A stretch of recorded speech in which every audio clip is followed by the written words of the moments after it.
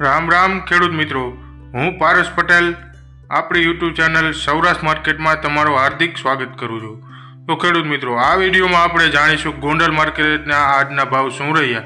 તો મિત્રો, આજના ભાવ આપણે જાણીએ તે પહેલાં જો તમે ચેનલમાં નવા છો તો નીચે આપેલ સબસ્ક્રાઈબ બટન પ્રેસ કરી સબસ્ક્રાઈબ કરો.